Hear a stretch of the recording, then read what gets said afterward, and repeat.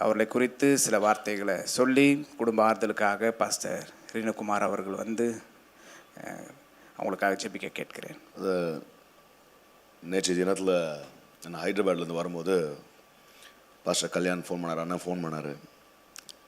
Phone பண்ணும்போது doctor பக்கத்தில் இருந்தார். டிக்ளேர் பண்ணிட்டாங்க Reno, but just calling in your amidst few people close friends whom I call and inform. நாங்கள் ஆனால் அதோட ஒரு பெரிய ஆனர் என் லைஃப்பில் எதுவுமே இருக்க முடியாது.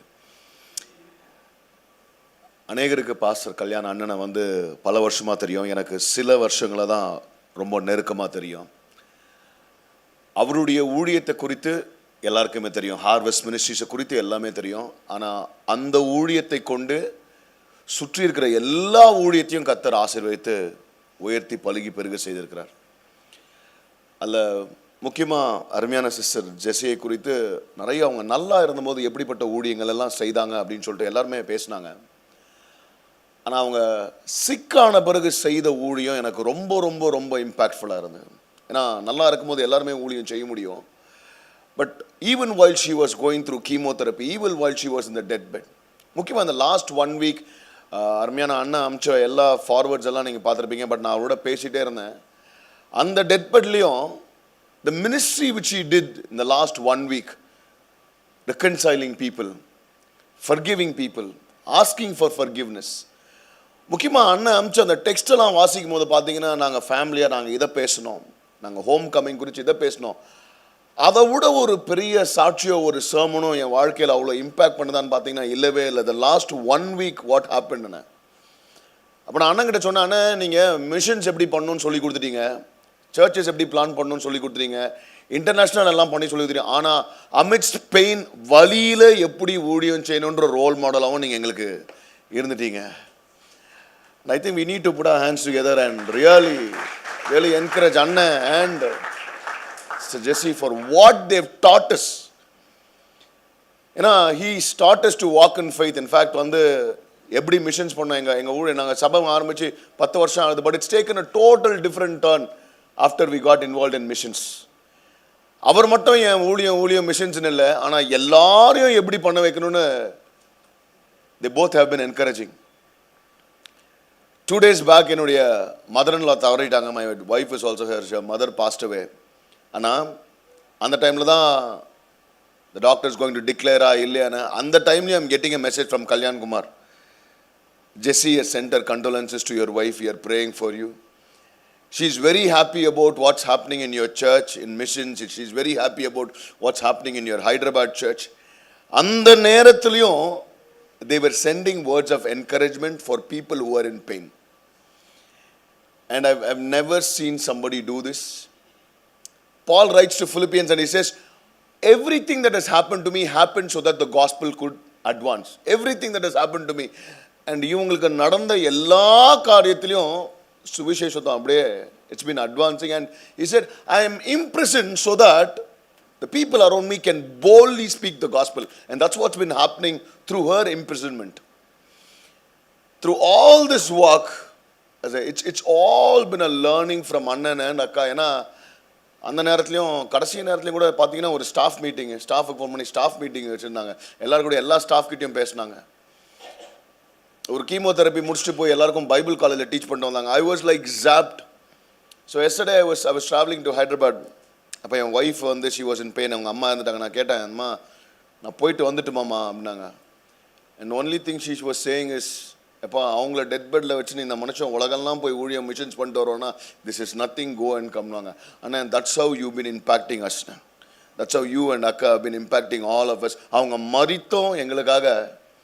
எலிசாவை குறித்து வாசிக்கும் போது அவர் செத்தம், ஒரு டெட் பாடி வந்து was raising people who were dead. அந்த மாதிரி தான் God has a plan even for this body to impact all the bodies which are alive. And Anna, all that we can say is we're going to stand with you and your family and thank you for impacting together all our lives.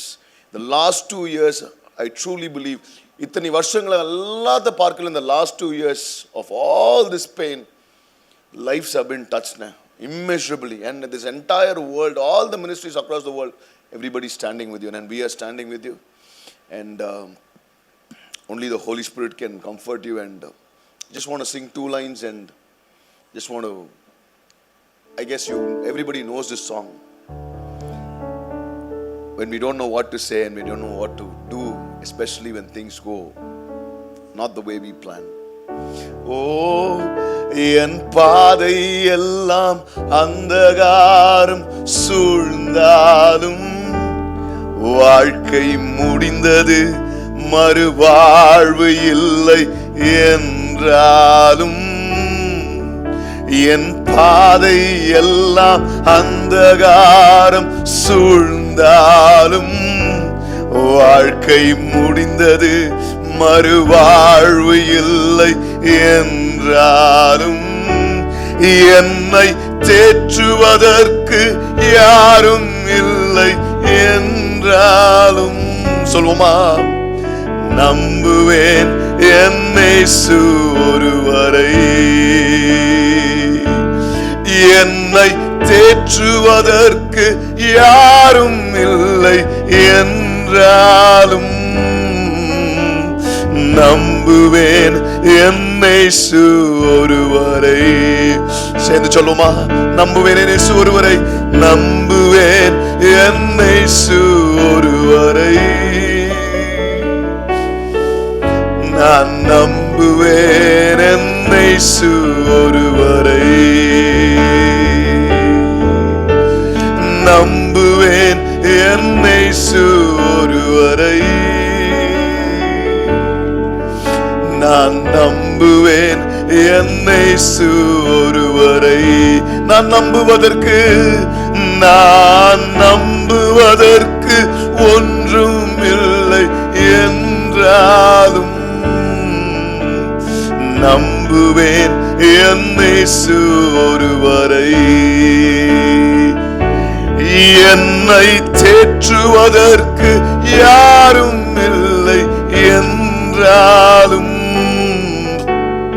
நம்புவேன் என்னை ஒருவரை. எல்லாம் கைகளை உயர்த்தி கடைசி முறையா சொல்வோமா, நம்புவேன், நம்புவேன் என்னை ஒருவர்.